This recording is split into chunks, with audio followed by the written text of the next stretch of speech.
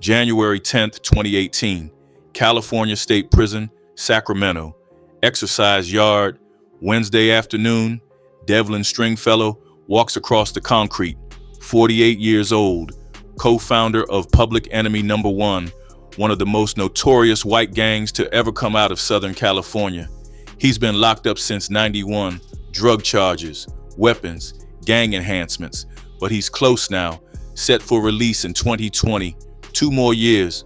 2 inmates approach, Jacob Kober, Stephen Dunkhurst. They're carrying shanks, inmate-made blades, sharpened in the dark. What happens next takes less than 3 minutes. They stab him again and again. Prison guards stand frozen as Stringfellow collapses on the yard. By the time they pull the attackers off, it's over. The official report says the motive is unknown, but former gang investigator Matthew Buchner knows better. He sends an email to the press. He was a loudmouth, and the Aryan Brotherhood does not want attention. Its members lure targets into thinking they are safe, then strike as violently as possible to send a message. This wasn't random violence. This was an execution, because Stringfellow's gang, Public Enemy No. 1, had become something they never intended to be. They weren't independent anymore.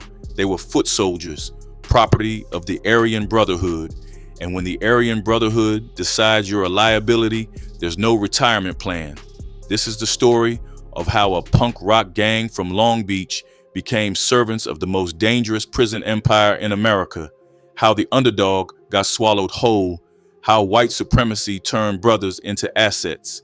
This is the story of the takeover.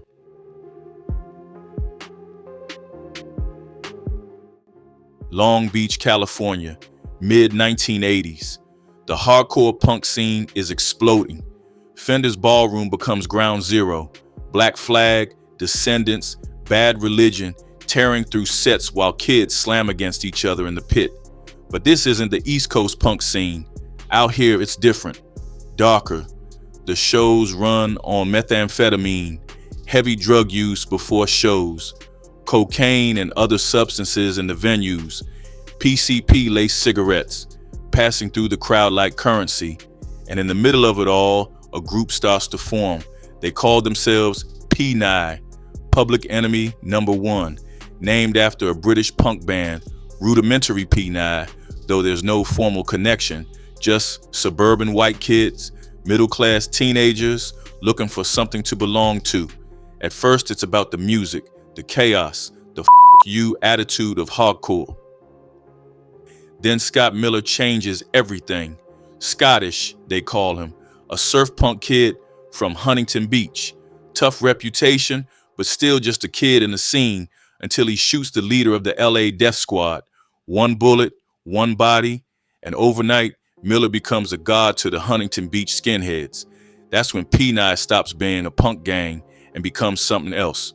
2 men emerge as leaders, Devlin Stringfellow, Gazoo, and Donald Mazza, Popeye. Both young, both charismatic, both with very different visions for what P9 should be. From the beginning, there's a split. Brody Davis pushes the ideological route, traditional white supremacist beliefs, distributing leaflets promoting their racial ideology, rejecting drugs and crime, building a movement. But Mazza sees a different path: money, power, criminal enterprise. As Davis's influence fades, the disenfranchised white kids follow Mazza. They start using the meth they're surrounded by. The gang structure tightens. By the late 80s, P9 isn't handing out flyers anymore.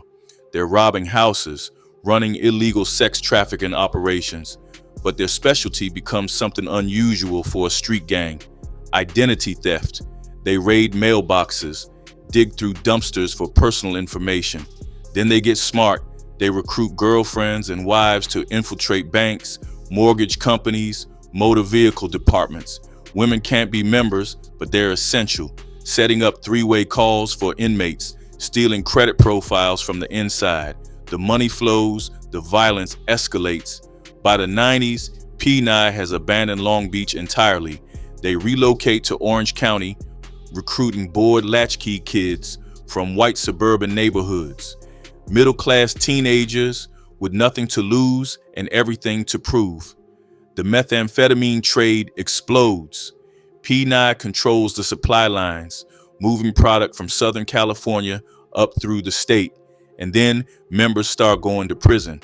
That's when everything changes, because inside California's prison system, there are rules, hierarchies, and at the top of the white inmate power structure sits the oldest, most violent prison gang in America, the Aryan Brotherhood. And the Brotherhood has been watching P9, watching them grow, watching them make money on the streets. In 2004, the California Department of Justice releases an assessment. P9 is one of the most powerful and fastest growing gangs inside and outside prison. 200 members statewide, operating in multiple counties, a hybrid gang, street, prison, and white supremacist ideology all rolled into one. But they're still independent, still making their own decisions. The Aryan Brotherhood is about to change that, because inside the California prison system, the AB doesn't compete with white gangs. It absorbs them.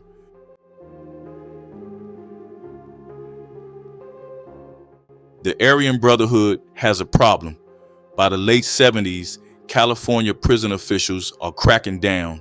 AB members get locked in the SAU, the Secure Housing Unit, 23 hours a day in a concrete box, no contact with the general population, no way to run their drug operations or control the yards. The Brotherhood needs proxies, soldiers on the outside who can move product, collect debts, enforce discipline. First, they reach out to the Nazi lowriders. The NLR becomes their middleman, handling street-level operations, while AB leadership pulls strings from solitary confinement. It works for a while. Then California validates the Nazi lowriders as an official prison gang. Same restrictions, same isolation. The middlemen get locked down with their masters. The AB needs new foot soldiers. They look at P9. By the early 2000s, public enemy number one has everything the Brotherhood wants: a growing street presence, methamphetamine distribution networks, identity theft operations generating steady cash, and most importantly, they're not validated yet. P9 members can still move freely through general population. The strategy is simple: recruit P9 leadership into the Aryan Brotherhood, give them status, protection, the prestige of wearing the shamrock tattoo. In exchange, P9 becomes a farm system, a pipeline of criminal soldiers serving AB interests. The first domino is Donald Popeye Mazza, early 2000s. Mazza goes to prison for attempted murder, stabbing a fellow P9 member who'd become a drug informant. Inside, he doesn't lay low. At Chino Correctional Facility, the same place where the Aryan Brotherhood first formed its commission decades earlier, Mazza assaults a sex offender. Prison officials see a pattern: violence, zero hesitation, loyalty to the white power structure. They transfer him to Pelican Bay State Prison, the segregated housing unit designed specifically to cut off high-ranking gang members from the outside world. California's supermax within a supermax. This is where the Aryan Brotherhood makes its move. 2009, Mazza gets the invitation. Joining the AB isn't like joining a street gang. There's no ceremony, no public declaration. It happens quietly, a conversation in a cell, an acknowledgement between men who understand what the shamrock means. Blood in, blood out. Once you're in for life. The only way out is death. Mazza accepts. Law enforcement immediately recognizes what this means. When the co-founder of P9 becomes an Aryan Brotherhood member, P9 doesn't just have an alliance with the AB, they become assets. By 2017, the Anti-Defamation League describes Mazza as P9's most notable leader, using his Aryan Brotherhood status to bolster the gang's credibility and influence throughout the California prison system. But credibility comes with a cost. Federal prosecutors later revealed the deal. Several P9 members were granted entrance into the Aryan Brotherhood, specifically so the AB could spread its influence and get gang members on the streets. It's not a partnership, it's a merger. P9 members become foot soldiers. They run drugs for AB leadership. They carry out hits on AB targets. They funnel money up the chain to commissioners locked in solitary, and they do it all while maintaining the illusion of independence. To the outside world, public enemy number one is still a separate gang, still making their own decisions, still operating under their own flag. But inside the prison system, everyone knows the truth. P9 answers to the brand. The Aryan Brotherhood has perfected a system that law enforcement struggles to dismantle. Even when AB leadership gets locked in the SAU, even when they lose direct contact with general population, the organization doesn't collapse because they've built layers, proxies, serving proxies, street gangs feeding prison gangs, feeding the commission at the top. P9 is just one piece.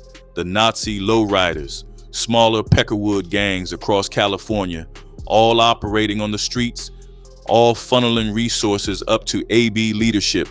The underdog gang from Long Beach isn't independent anymore.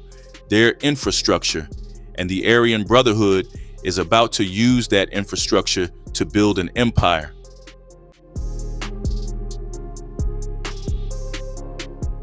Ronald Dean Yandel has spent 15 years in a hole, Pelican Bay State Prison, segregated housing unit, the worst isolation California's prison system can legally impose. 23 hours a day in an 8x10 cell, no human contact, no sunlight, no communication with the outside world. The state put him there because he's dangerous, a convicted double murderer, high-ranking member of the Aryan Brotherhood, the kind of inmate who can orchestrate violence from behind bars. Solitary confinement is supposed to neutralize him, but in 2015, everything changes. Statewide hunger strikes, lawsuits challenging California's use of long-term isolation. The courts rule that keeping inmates in solitary for decades violates the Eighth Amendment.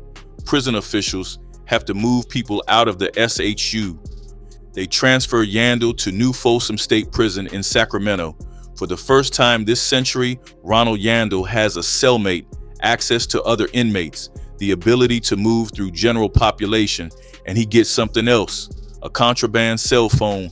Federal prosecutors will later describe what happens next as one of the most sophisticated prison gang operations in California history, because with that phone, Yandel can reach anyone, anywhere in the state. He starts making calls, the wiretaps capture everything. Yandel talks about building an army, creating a new Aryan Brotherhood composed entirely of hardened killers. He wants to force every white gang in California to bend the knee, total consolidation, complete control, but there's a problem. 4 rival white supremacist gangs have formed a secret alliance against the Aryan Brotherhood.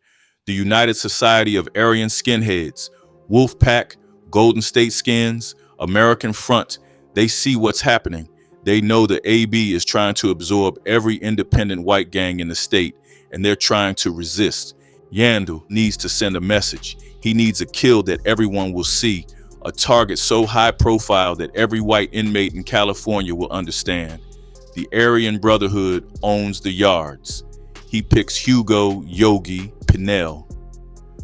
August 12, 2015, Pinell is 71 years old, a living legend inside California's prison system, member of the San Quentin Six, the infamous group behind a 1971 prison escape attempt that left 6 people dead, including Black Panther leader George Jackson.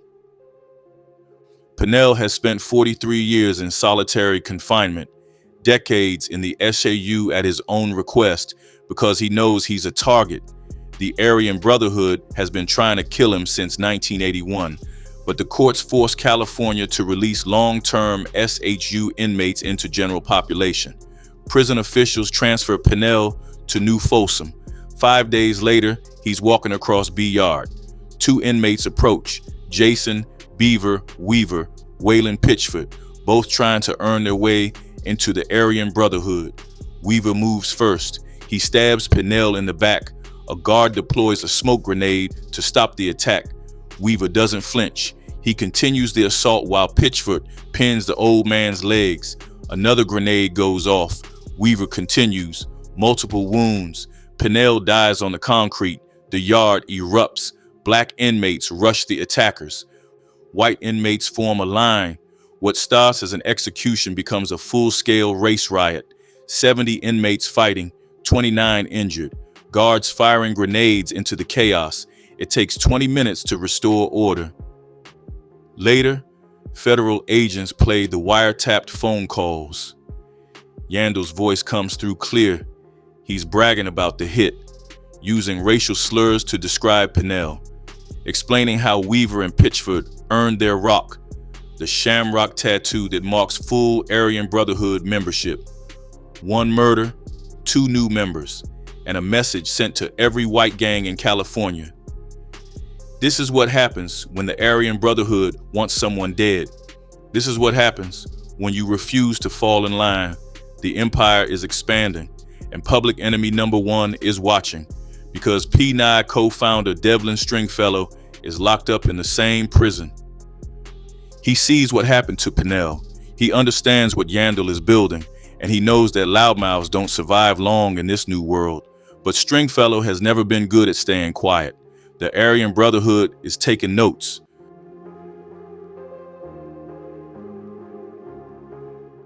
Devlin Stringfellow has been in and out of prison since 1991. Drug charges, weapons violations, gang enhancements stacking on top of each other. But by 2018, he's close to the finish line, set for release in 2020 after completing a 6-year sentence. 2 more years. The Aryan Brotherhood sees it differently. Stringfellow is a co-founder of P9, one of the original members from the Long Beach punk scene. He has history, respect, name recognition. He also has a problem. He talks too much. Former California gang investigator Matthew Buchner will later explain it simply. He was a loudmouth, and the Aryan Brotherhood does not want attention. Inside prison, silence is survival. The AB operates in shadows. They communicate in code. They handle business without drawing heat from correctional officers or federal investigators. Stringfellow doesn't operate that way. He's old school, loud, opinionated, still acting like P9 is independent, like he can say what he wants, like the rules don't apply to him. The Aryan Brotherhood doesn't tolerate that. There's a strategy to how the AB handles problems. Buchner describes it.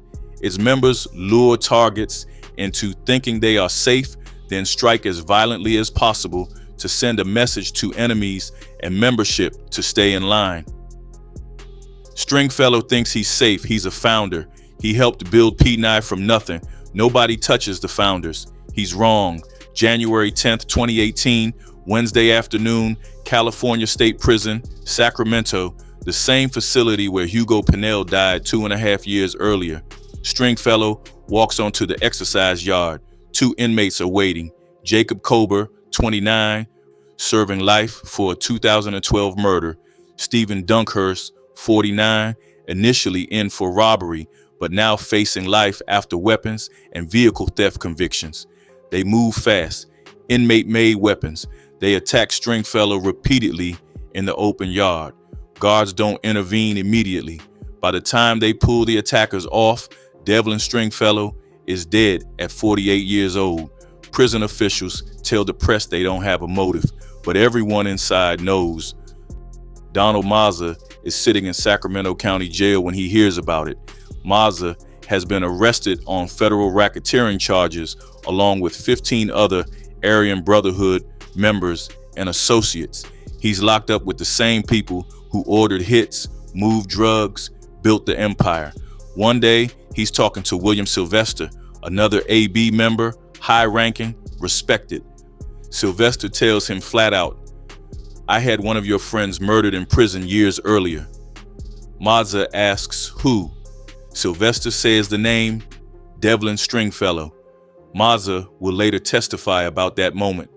The realization that the Aryan Brotherhood killed his co-founder, his brother from the Long Beach days, the guy he started P9 with back when it was just punk kids looking for belonging.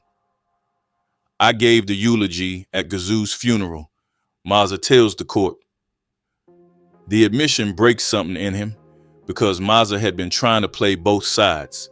After his release from prison, he'd gotten baptized, had a racist tattoo removed from his chest, got involved in legitimate business, made friends outside the gang life. He thought he could manage it, stay connected enough to keep the AB off his back while living 90% clean. But the Aryan Brotherhood doesn't have a retirement plan. They wanted Mazza to commit another murder.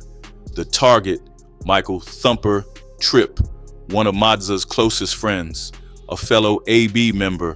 The order comes down from Ronald Dean Yandel himself, the same man orchestrating the empire building, the same man who bragged about Pinnell's murder on wiretapped calls.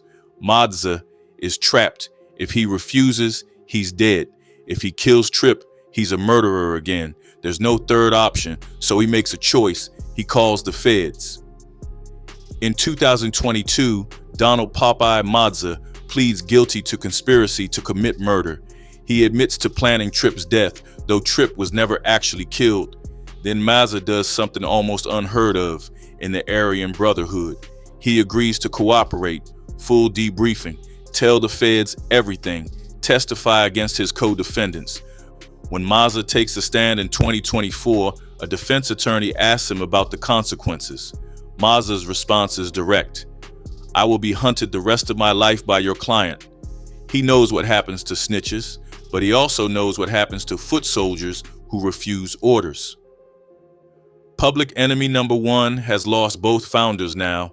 One murdered on a prison yard, one turned federal witness. The takeover is complete.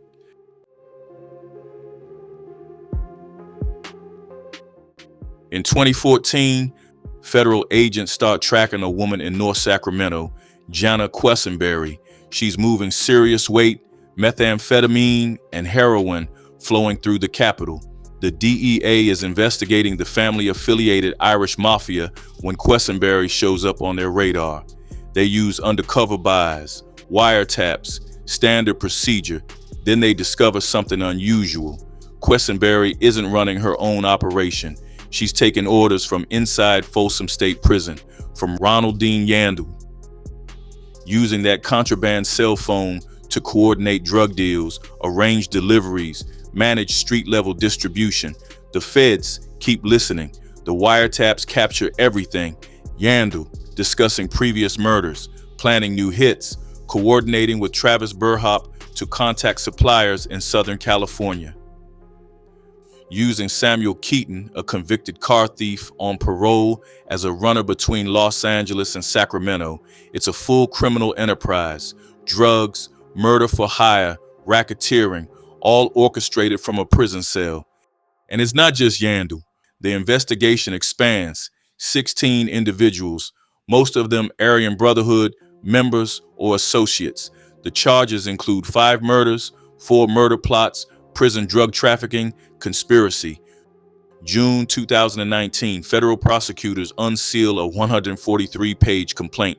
The defendants, Ronald Dean Yandel, 57, Danny Troxell, 66, Travis Burhop, 46, Brant Two Scoops, Daniel, 45, Donald Popeye Mazza, 48, Pat Big Pat Brady, 49, Jason Corbett, 47, Matthew Psycho Hall, 48, Samuel Keaton, 40, Michael Mosca Torres, 55, Jana Quessenberry, 51, Kevin McNamara, 39, Kristen DeMar, 44, Justin Roon Petty, 38, Kathleen Nolan, 65. Prosecutors allege Yandel and Troxell are part of the 3-man commission running the California wing of the Aryan Brotherhood, the top of the pyramid. The complaint details how Yandel used the prospect of AB membership to convince people to commit murders, how he dangled status and protection in exchange for violence. It's the foot soldier system laid bare. Most defendants fight the charges. They hire lawyers. They claim government overreach. They argue wiretaps were illegal. Donald Mazza makes a different choice. 2022, Mazza pleads guilty to federal racketeering and conspiracy to commit murder. He admits to planning the hit on Michael Tripp. His friend, who was never actually killed and later wrote a declaration supporting Mazza's release. Then Mazza does the unthinkable. He agrees to cooperate. Full debriefing with federal prosecutors, complete disclosure of AB operations, leadership structure, criminal activities, and he agrees to testify. March 2024, Mazza takes the stand. He tells the court about joining the Aryan Brotherhood in 2009, about becoming a foot soldier, about how P9 transformed from an independent gang into AB infrastructure. He talks about the murders, the drug operations, the impossible position he found himself in, trying to live 90% clean while the Brotherhood demanded blood. Defense attorneys cross-examine him. They attack his credibility. They point out his criminal history. One attorney asks about the consequences of his cooperation. Mazza doesn't hesitate. "I will be hunted the rest of my life by your client." He knows what he's done. In the Aryan Brotherhood, there's no forgiveness for snitches. The blood in, blood out code doesn't have exceptions. But Mazza's testimony gives prosecutors what they need: details about the commission, evidence of conspiracy, confirmation of the empire-building strategy. The trial continues. Yandel and other defendants face decades in prison if convicted. Meanwhile, on the streets, public enemy number one keeps operating. January 1st, 2024, New Year's Day, 300 law enforcement officers from 25 agencies, FBI, U.S. Marshals, local police, execute coordinated raids across Southern California. 75 locations hit simultaneously. 57 P9 members arrested. The raids turn up 2 handguns, a shotgun, a rifle, small amounts of drugs, parole violations, weapons charges, but the reason for the operation is more serious. December 2023, authorities discovered a P9 hit list, names of an Orange County prosecutor and 5 police officers marked for death. The raids are preventative. Stop the hits before they happen. It's the largest P9 takedown in years. 57 arrests in a single day, and within weeks the gang starts rebuilding because the system hasn't changed. The Aryan Brotherhood still controls white inmates in California prisons. They still need foot soldiers on the streets. They still use P9 as infrastructure. New members step up, the younger generation, kids who weren't around for the Long Beach punk scene, who never met Stringfellow or heard Mazza sing in his hardcore band. They only know one thing: P9 answers to the brand. The underdog is gone. What remains is a criminal organization serving a prison empire. The cycle continues.